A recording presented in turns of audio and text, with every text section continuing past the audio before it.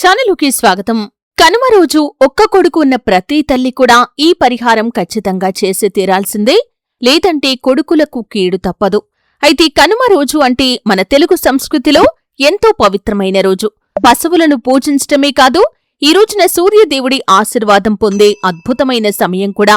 కాని ఒక్క కొడుకు ఉన్న తల్లులు ఈరోజు తప్పకుండా ఒక చిన్న పరిహారం చేయకపోతే పిల్లల జీవితంలో అనుకోని కీడు వచ్చే అవకాశముందని పురాణాలు చెబుతున్నాయి.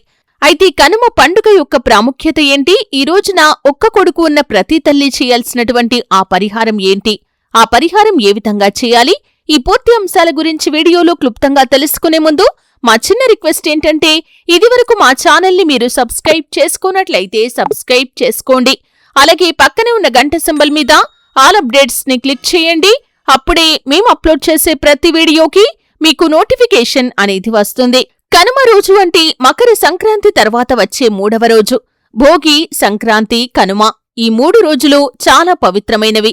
మొదటి రోజు భోగి, పాతదాన్ని వదిలిపెట్టి కొత్తదాన్ని ఆహ్వానించే రోజు.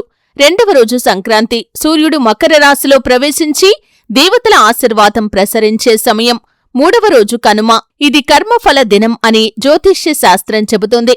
ఈ రోజున మనం చేసే ప్రతి దానం, పూజ, పరిహారం అనేక రెట్లు ఫలితాన్నిస్తుంది. అందుకే పెద్దలు చెబుతారు, కనుమ రోజున చేసిన పుణ్యం 7 అడుగులు ముందుకు నడిపిస్తుంది, చేసిన తప్పు 7 అడుగులు వెనక్కి లాగుతుంది అని. అయితే జ్యోతిష్య ప్రకారం కొడుకు అంటే కులదీపం. వాడు కుటుంబ వంశాన్ని ముందుకు తీసుకుని వెళ్తాడు, పితృ రుణం తీర్చేవాడు. అందుకే ఒక్క కొడుకు ఉన్న తల్లులు వారి జాతకంలో పుత్ర భాగ్యం బలహీనంగా ఉంటే గ్రహాలు అప్పుడప్పుడు కీడు చూపిస్తాయి. ప్రత్యేకంగా సూర్యగ్రహం మరియు శనిగ్రహం ప్రభావం ఎక్కువగా ఉంటుంది. సూర్యుడు అంటే తండ్రి, శని అంటే కర్మ. ఈ రెండింటి మధ్య సంబంధం కనుమ రోజున ఏర్పడుతుంది. కాబట్టి తల్లులు తమ పిల్లల రక్షణ కోసం ఈ రోజున పుణ్యకార్యాలు చేయటం తప్పనిసరి. జ్యోతిష్యపరంగా చూస్తే కనుక మకర సంక్రాంతి సమయానికి సూర్యుడు మకర రాశిలోకి వెళ్తాడు. ఈ సమయంలో శని కూడా తన స్వరాశిలో లేదా శత్రు రాశిలో ఉంటే సూర్య శని సమీక్ష అని అంటారు. ఇది జరిగే సమయంలో ఒక్క సంతానం ఉన్న కుటుంబాలపై కర్మ పరీక్షలు జరుగుతాయని శాస్త్రాలు చెబుతున్నాయి. అందుకే ఈ రోజున చేయాల్సిన పరిహారం కేవలం పూజ కాదు, ఇది ఒక రక్షణ కవచం లాంటిది. తల్లులు ఈ పరిహారం చేస్తే పిల్లల మీద ఉన్న దోషాలు తొలగిపోయి ఆయురారోగ్య సంపదలు పెరుగుతాయి. అయితే కనుమ రోజున ఉదయం మీరు సూర్యోదయం తర్వాత నుండి మధ్యాహ్నం 12 గంటల మధ్య ఈ చిన్న పరిహారం చేయాల్సి ఉంటుంది. ఈ పరిహారానికి అవసరమైన వస్తువులు పసుపు, కుంకుమ, గంగాజలం లేదా శుద్ధమైన నీరు, ఒక మట్టి దీపం, తిల నూనె లేదా నెయ్యి, గోధుమ పిండితో చేసిన ఒక చిన్న దీపం, ఒక పసుపు చీర అంటే ఇది దానం కోసం వినియోగిస్తారు. అలాగే ఒక గాజు జంట అంటే 2 గాజులు, అలాగే బెల్లం, తినదగిన తిల నువ్వులు, అరటిపండు, కొబ్బరికాయ, ఆవు లేదా గేదెకు ఇవ్వటానికి పచ్చి ముక్కలు లేదా పెరుగన్నం. అయితే పూజా విధానాన్ని కనుక పరిశీలించినట్లయితే ముందుగా ఇంటి ముందు మీరు గోమయంతో చిన్న ప్రాంగణం చేసి అంటే వాకిట్లో కల్లాపి చల్లుకొని ఒక చిన్న దీపం వెలిగించాలి. అయితే ముఖ్యంగా గుర్తుంచుకోవలసినటువంటి అంశం ఏమిటంటే, మీరు ప్రతి ఒక్కరికి కూడా కల్లాపి చల్లే వీలుండదండి.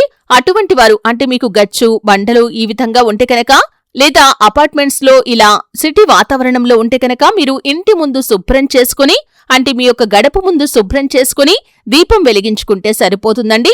అయితే దీపాన్ని మీరు గోధుమ పిండితో తయారు చేసుకున్న దీపాన్ని వాడాలండి. ఆ దీపం ముందు సూర్యదేవుని, శనిదేవుణ్ణి ధ్యానం చేసుకుంటూ ఇలా ప్రార్థించాలి. ఓం సూర్యాయ నమః, ఓం శనేశ్వరాయ నమః, నా కుమారుడికి ఆయురారోగ్యం కలగజేయండి అని ఆ దీపం ముందు కూర్చుని సూర్యదేవుణ్ణి, శనిదేవుణ్ణి ధ్యానం చేసుకుంటూ ఓం సూర్యాయ నమః, ఓం శనేశ్వరాయ నమః, నా కుమారుడికి ఆయురారోగ్యం కలగజేయండి అని ప్రార్థించండి. ఆ తర్వాత పిల్లవాడి తలమీద పసుపు, కుంకుమ చల్లుతో ఒక శ్లోకం చెప్పాలి. పుత్రరక్షణం దేహి దేహి మమ శుభం భవతు అని. ఈ విధంగా మీ కొడుకును పక్కన కూర్చోబెట్టుకుని తలమీద పసుపు, కుంకుమ చల్లుతూ ఈ శ్లోకం చెప్పండి. పుత్రరక్షణం దేహి దేహి మమ శుభం భవతు. తర్వాత ఆవుకి కాని లేదా గేదెకు కాని పచ్చి ముక్కలు కాని, పెరుగన్నం కాని, అరటిపండు కాని అంటే ఈ 3 ఏదో ఒకటి ఇస్తే సరిపోతుంది. ఇది పుత్రదోష పరిహారంలో ప్రధానమైన భాగం. ఆవు లేదా గేదెకు ఈ విధంగా ఆహారం పెట్టడం అనేది చాలా ముఖ్యమైన అంశమండి. ఈ విధంగా పచ్చి ముక్కలు కాని, పెరుగన్నం కాని, అరటిపండ్లు కాని ఇచ్చినట్లయితే పుత్రదోష పరిహారం జరుగుతుంది. తల్లి తన చేతులతో ఆవు వెన్నుమీద 3 సార్లు తట్టి ఇలా చెప్పాలి. గోమాత, నా బిడ్డకు కీడు దూరమవ్వాలి, ఆయురారోగ్యం కలగాలి అని.